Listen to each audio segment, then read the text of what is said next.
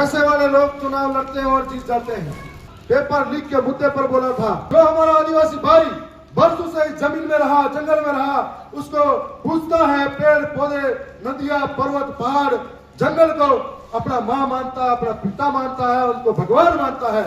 लोग हमको बदनाम करने के लिए हजारों साजिशें कर रहे हैं। सरकारें हमारे लिए फन फैलाकर बैठी है कि कब ये गलती करे, कब कुछ करे। उधर रमीला पे नाचना है कि इधर स्कूल में कुछ करना है। राष्ट्रीय पार्टी के साथ में लोगों का भ्रम था कि चुनाव पैसे वाले लोग चुनाव लड़ते हैं और जीत जाते हैं। लोगों का भ्रम था कि चुनाव के अंदर तो दारू, पैसा, रुपया खूब बढ़ता है।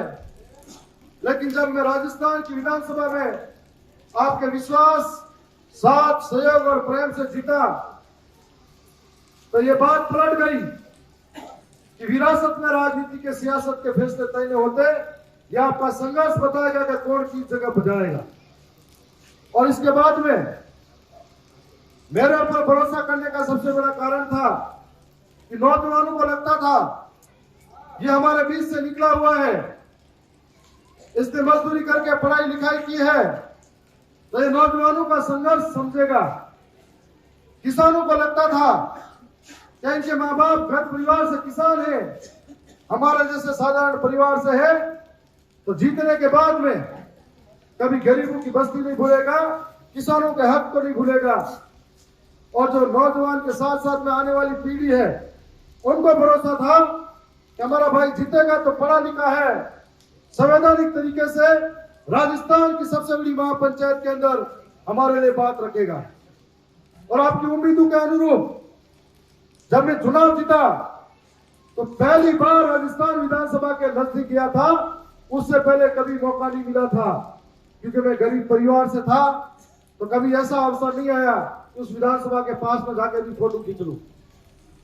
लेकिन जब जीता तो सरकारों के सामने आप सबने देखा होगा, गरीब की बात हो, पीड़ित की बात हो, शोषित और वंचित की बात हो, चाहे किसी भी वर्ग की बात हो, आंख से आंख मिलाकर आपके हक की बात करने में मैं आज भी कामयाब रहा और बात करता रहता हूं। पिछले सत्र के अंदर एक अनोखा रिकॉर्ड भी कायम किया था कि राजस्थान का सत्र चला था और सत्र के दौरान सुबह से शाम तक आपके विधायक का नाम 2 बार विधानसभा के अंदर आता था। यह आपकी वजह से है। मेरे अंदर जो ताकत है वो इसलिए नहीं है मैं पढ़ा लिखा हूं, मेरे अंदर वो ताकत इसलिए है मेरे उन कार्यकर्ताओं का भरोसा है, मेरे उन दरियाव विधानसभा की जनता का प्रेम और आशीर्वाद है, नन्हे मुन्ने भाई बहनों का साथ और सहयोग है। यही मेरे को हौसला देते हैं। और इसकी बदौलत राजस्थान की विधानसभा में जब पहली बार बोला था तो नौजवानों के लिए बोला था, पेपर लीक के मुद्दे पर बोला था, और जब दूसरी बार बोला था तो किसानों के लिए बोला था। और ये दोनों विषय थे कि मुझे यहाँ पर ले जाने वाले वो लोग थे। उसके बाद में विधानसभा की तस्वीर मेरे सामने थी। आजादी के बाद में समय समय पर सरकारें आई, सरकारें गई, हमारे बुजुर्ग लोग भरोसा करते रहे कि इस बार यह आएगा, बेहतर काम करेगा। तो हमने इस बार इसके बारे में सोचा और 5 साल ठगा महसूस होने के बाद में हमने फिर से दूसरा ढूंढा और उसके बाद में उस पर सोचा कि इस बार कुछ बेहतर होगा। आजादी के 75 वर्षों बाद भी राजस्थान की विधानसभा में हो या देश की सरकारों के भीतर हो, कभी भी ऐसे कानून पे हमारे लिए बात नहीं हुई जो होनी चाहिए थी। और ऐसे में हमें ठगा महसूस होने लगा। सरकारें आई गई लेकिन जो उम्मीदें थी वो पूरी नहीं हो पाई। हम पहली बार जब विधानसभा के अंदर गए तो हमने यही बात रखी कि दुनिया चांद पर जाने की बात करी है, भारत विकास की ओर बढ़ रहा है, लेकिन मेरा आदिवासी भाई अभी भी अपनी छत तलाश रहा है। आज जहां पर आदिवासियों के अंदर शिक्षा के अंदर अलग जगानी चाहिए, वहां पर ये भौतिक सुविधाएं अंतिम शासन की नहीं है। तो मुझे लगा कि इस बात के लिए लड़ना चाहिए और सरकारों के भीतर राजस्थान की विधानसभा में लगातार लड़ता रहा। मैंने किसी के लिए भी ऐसा नहीं सोचा कि सामने वाला ने मुझे वोट दिया या नहीं दिया, कभी पार्टी नहीं देखी, कभी पक्षपात नहीं किया। जब भी मेरे पास आया कभी किसी को खाली हाथ नहीं जाने दिया। मैंने विद्यालय के अंदर जो बालक पढ़ते हैं उनके लिए खाना बनाने वाली माता बहनें हैं। पिछले इस सत्र के अंदर जब मैं स्कूल के अंदर इंटर्नशिप में था तो मैंने देखा था कि पूरे दिन भर मेहनत मजदूरी करती है, इनके लिए 1800 रुपये कुछ मिलता है, कैसे घर गुजारा करेगी, कैसे आगे बढ़ पाएगी। तब मैंने राजस्थान की विधानसभा में यह बात रखी थी कि मेरी माता बहनें जो दिन भर काम करती है उनके लोन मरस तेल कैसे लाएगी, इनके लिए पैसा बढ़ना चाहिए। तो इनका 10% बढ़ा था, 1800 से 2400 हुआ था। मैंने पुलिस के जवान खड़े हैं, राजस्थान की विधानसभा में इनके ग्रेड पे बढ़ाने की भी बात की थी। और अब मैं एक और बात इनके लिए कहूंगा कि इनकी भर्ती प्रक्रिया के अंदर अंतिम जो परीक्षा आवेदन होता है वो 12वीं तक होता है, यदि उसको बढ़ाया जाए तो उनके ग्रेड पे स्वतः ही बढ़ता जाएगा। और उसके बाद में 3rd ग्रेड की डीपीसी की बात मैंने राजस्थान की विधानसभा में कही। उनके ट्रांसफर के बेड खुलने बाकी है। कोई व्यक्ति यहाँ काम करा तो उनके घर से कोई कोठड़ा में काम करा, कोई कहीं और काम कर रहा है, उसके लिए भी बात मैंने आगे जाके रखी। मैंने किसानों के कर्ज माफी की बात भी रखी। आज जहां पर हमारे ग्राम सभा के अधिकार मिले हुए हैं, पैसा एक कानून मिला हुआ है, इनको लेकर सरकारें गंभीर नहीं है। तो मैंने राजस्थान की विधानसभा के अंदर 5वीं अनुसूची की जो किताब कैद पड़ी है उसके बारे में भी कहा कि इनके पालन होना चाहिए। जो हमारा आदिवासी भाई वर्षों से जमीन में रहा, जंगल में रहा, उसको पूछता है, पेड़ पौधे नदियां पर्वत पहाड़ जंगल को अपना माँ मानता है, अपना पिता मानता है, उनको भगवान मानता है। और जब ये पढ़े लिखे नहीं थे तो कहां से कागज बना के लाते। आज इनके गूगल से लोकेशन जब ट्रेस होती है तो बताया जाता है ये तो झोपड़ी है, ये तो ऐसे ही बना रखा है। अरे हमने पक्के मकान नहीं बनाए, इसका मतलब हम उस जमीन के वारिस नहीं हुए क्या। और ऐसे में राजस्थान की विधानसभा के अंदर उनके लिए भी बात करते हैं, लड़ते हैं। लगातार जिस प्रकार से खनन होता है, आदिवासियों को विस्थापित किया जाता है, उनकी जिंदगी को साधारण समझा जाता है, हमको पीड़ा होती है। हम सरकारों के सामने खड़े रहकर उनके हक की बात भी करते हैं, जल जंगल और जमीन की बात भी करते हैं। उनकी गोद में हम बड़े हुए। जब मैं विद्यालयों के अंदर गया तो मैंने देखा कि मेरे छोटे छोटे जो भाई बहन हैं वो मोबाइल के अंदर जो पढ़ाई करते हैं तो उनको बेहतर याद होता है। तो मेरे मन में एक ख्याल आया, आधुनिक भारत की बात हो रही है, डिजिटल इंडिया की बात हो रही है, क्यों नहीं मैं हमारे विधानसभा के तमाम स्कूलों के अंदर लैपटॉप और प्रोजेक्टर डालूं ताकि उससे आधुनिक पढ़ाई कर सके। और इसके लिए दरियावत के अंदर अपर प्राइमरी और प्राइमरी स्कूलों की संख्या 250 से ज्यादा है। मैंने 100 विद्यालय के अंदर लैपटॉप प्रोजेक्टर दरियावत को दिया और जलारा के अंदर जितने भी स्कूलें हैं अभी बाकी रह गई है, उन पे काम करेंगे। आने वाले समय में एक को भी नहीं छोड़ेंगे, सभी स्कूलों को लैपटॉप और प्रोजेक्टर देंगे। दरियावत और जलारा के अलावा भी मैंने लसाड़िया के अंदर भी किसी प्रकार का क्षेत्रीय भेदभाव नहीं रखा और उस इलाके को भी मैंने बराबर से सभी स्कूलों को लैपटॉप प्रोजेक्टर दिया ताकि हमारे बच्चे पढ़े, आधुनिक सुविधा देखे। हम घर पे कहते हैं किसी चीज को पढ़ाते हैं, छोटा बच्चा होता है, आपने देसी भाषा में कहा ये कूतरू है। स्कूल में आए मास्टर साहब के ये कुत्ता है और इंग्लिश वाला बना रही है डॉग है। तो बच्चे में एक समस्या है कि यार घरेलू जो कह रही वो सही है, मास्टर साहब कह रहे जो सही है, लेकिन साथ साथ में अगर उसका फोटो देखेंगे ये कुत्ता ये डॉग है उसको जल्दी समझ में आएगा। इसी भावना के साथ में आधुनिक तरीके की पोएम हो या कैसा भी छोटा बच्चा हमारी प्राइवेट संस्थाओं से कमजोर नहीं हो पाए, इस सरकारी संस्थाओं को कैसे मजबूत किया जाए इसके लिए मैं लगातार प्रयास कर रहा हूं। साथ साथ में शिक्षा को पारदर्शी कैसे बनाया जाए। हमारी 12वीं 11वीं बालिकाएं पढ़ती हैं, जब भी देखते हैं कई साथियों ने कहा कि स्कूल के बाहर कोई ऐसे ऐसे लड़के हो या कोई बनवासी करने वाले हो जो बहन बेटी को छेड़ाछेड़ी करते हैं, या विद्यालय के अंदर कभी अनुशासन की बात आती है या पारदर्शिता की बात आती है तो उनका कहना था कि कैसे क्या करें। मैंने इसका प्रण लेते हुए जलारा की सभी सीनियर स्कूल के अंदर 16 सीसीटीवी कैमरे और एक 32 इंची एलईडी लगा कर दी ताकि हमारे गुरुजी आराम से ऑफिस के अंदर बैठकर देख सके कि कौन से कमरे में क्या क्या चल रहा है। साथ साथ में जब झालावाड़ की घटना हुई, आप सबने सुना होगा, देखा होगा किस प्रकार से वहां पर जो आपके माँ बाप हैं पढ़ाई लिखाई करने के लिए बच्चों को सुबह तैयार करते हैं, स्कूल में भेजते हैं, तो मन में एक सपना होता है, मेरा बेटा कलेक्टर बनेगा, मेरा बेटा एसपी बनेगा, मेरा बेटा बड़ा अधिकारी बनेगा। लेकिन जब जिंदगी उनकी सरकार के भ्रष्ट सिस्टम के मलबू में दब जाती है, तो आखिर उनके पीड़ा किस हद तक जाती है। और जब कलेक्टर बनने का सपना हो और घर पे अगर लाश आए तो कितनी पीड़ा होती है, ये एक मां जानती है, जिसलिए पीड़ा सही है। और इस पीड़ा के साथ में उसी दिन प्रण लिया था, मैंने भी उसी दिन प्रण लिया था कि मैं ज्यादा कुछ नहीं कर पाऊंगा, लेकिन मेरे से जितना संभव होगा मैं विद्यालय विकास के लिए काम करूंगा। सरकार यदि भेदभाव करती है कि हमको हरा के आया है, और ये भेदभाव मेरे साथ नहीं, ये भेदभाव मेरी विधानसभा की जनता के साथ है, जिन्होंने आपकी सरकारों के लिए 75 वर्षों काम किया।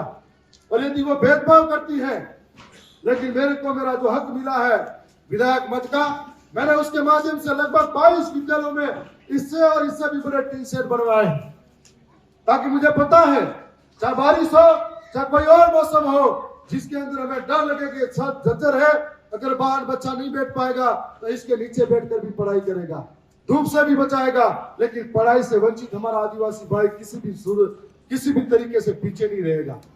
ये मेरा प्रयास है। अभी और भी हमारे सरपंच साहब लोहागढ़ से बता रहे थे, उनके वहां पर भी मेन रोड पे बहुत बड़ा टीन शेड हमने निर्माण किया है। कहीं पर भी ऐसा नहीं लगना चाहिए कि हमारे आदिवासी भाई के जो बच्चे हैं, जो बच्चे पढ़ रहे हैं, वो कहीं से भी किसी मामले में पीछे रहे। हर तरीके का सहयोग लगातार हमारी तरफ से चल रहा है। आज आप सबसे भी एक उम्मीद करता हूं, जितने भी यहाँ बैठे हुए अभिभावक हैं, विधायक मत के द्वारा टीन शेड निर्मित हुआ है। सरकारों के भरोसे हम सब रहते हैं। जिनके पास पैसा है वो लोग प्राइवेट में अपने बच्चे को पढ़ाता था, सुबह उठते उसको तैयार करता है, नहलाता है, और नहलाने के बाद में उसके साथ में कितना ध्यान रखता है कि आने वाले समय में वो क्या बनना चाहिए। अपने बच्चे को अपन कब देखते हैं, कितनी बार स्कूल में आए, कितनी बार पूछने आए क्या कर रहा बेटा, बताओ किसके लिए कमाते हो, किसके लिए खेती बाड़ी करते हो। ये सोचते हो कि हमारा बच्चा पढ़ेगा, हमारे लिए सुख समृद्धि लाएगा, परिवार को अच्छा करेगा, इसके लिए करते हो। यदि करते हो तो मैं एक बात और मानता हूं, आपने बार की धार्मिक काम करूं मैं, गंगोज भरूं मैं, बनी हुए जाऊं मैं, और खरे की मोटो काम करूं मैं, एक राते से पैसा बेलावे जी। अगर स्कूल वालों चंदा मांग लियो तो कोई भी तैयार नहीं। लेकिन हम लोग कि सब वोटिंग अगर कोई देवरू है यो है, आराम में अपने संस्कारी बच्चा पैदा हुए, और अगर कहीं खर्च करोगे तो सब ज्यादा नहीं स्कूल माते करो, अपना भविष्य थोड़ा आगे बढ़ेगा। यह आप सब निवेदन है कि एक एक माते बेटा, एक एक भरोसा लेन बेटा। दूसरी बात, तो हर एक व्यक्ति की एक मांग है, आप सभी गांव के नौजवान हो सब हो कि नौरता आवे तो याद आवे कि देवरा के आपने काम करવું है। पर मैं यह बात जानू, आप हफ्ता में एक बड़ा देवरा का मैं आस्था को ठेस पहुंचाने वाली बात नहीं कर रहा हूं, लेकिन अड़ा देवरा के आपने सोरा रोज गए तो पहली जरूरत अड़ा देवरा की। आप सब मांग करो, कोई भी काम है तो मांग करो, अड़ा देवरा की बात करो।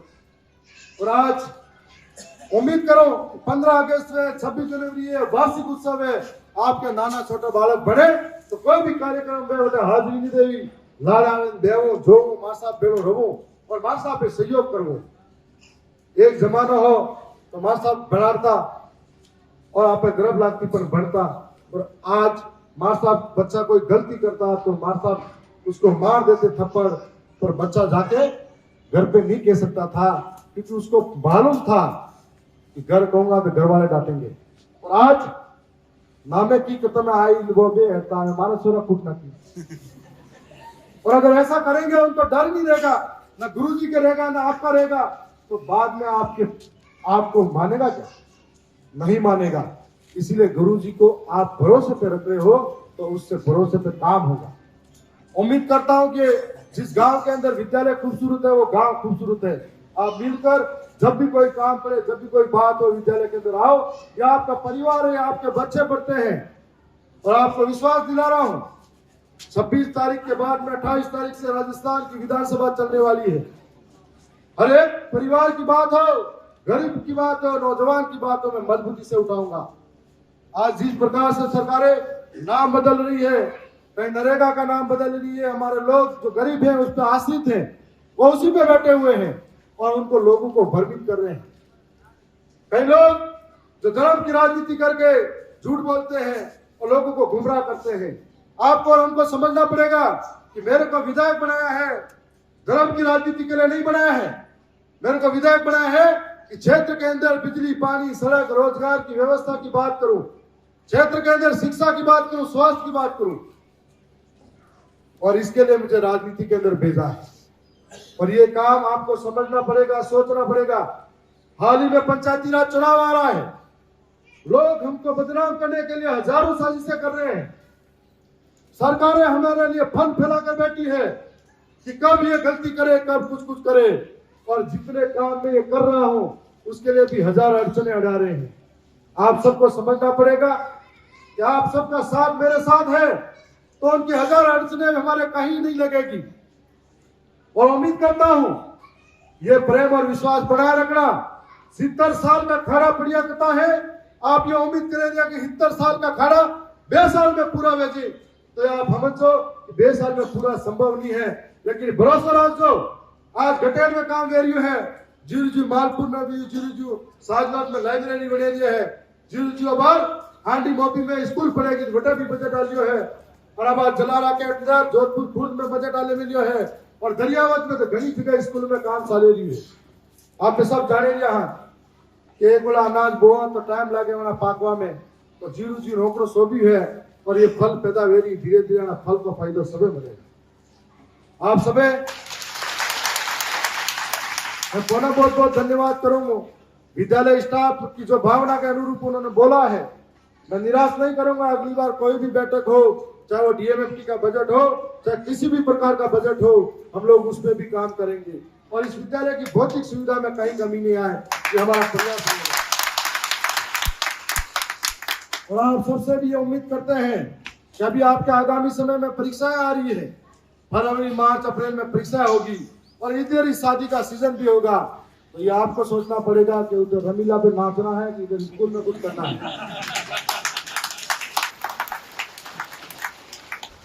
और यदि आप पढ़े लिखे तो भविष्य बेहतर जाएगा। मैं आपके सामने खड़ा हूं, मेरी उम्र कोई ज्यादा नहीं है, मैं 29-30 का हुआ।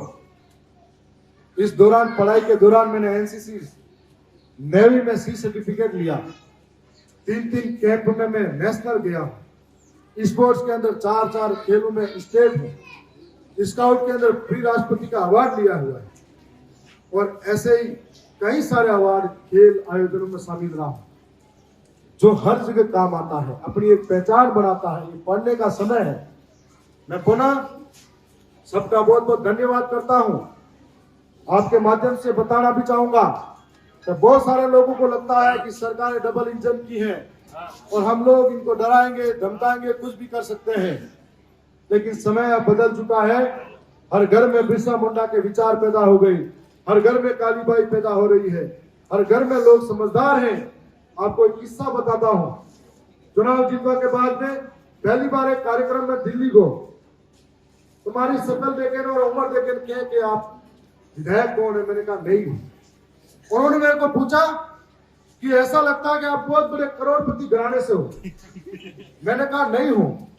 उन्होंने कहा ये आपके पिताजी कभी मंत्री संत्री रहे होंगे। मैंने कहा नहीं रहे हैं। तो आप चुनाव कैसे जीते? और जब उन्होंने सुना कि पढ़ाई करते हुए इसने तो प्रतापनगर में मजदूरी भी की है, तो मैंने कहा मेरी विधानसभा की जनता से मिलिए, वो लोकतंत्र का मतलब भी समझते हैं और मत डालने का मत समझदारी भी रखते हैं। और ये जो हुआ वो आप सबकी वजह से हुआ।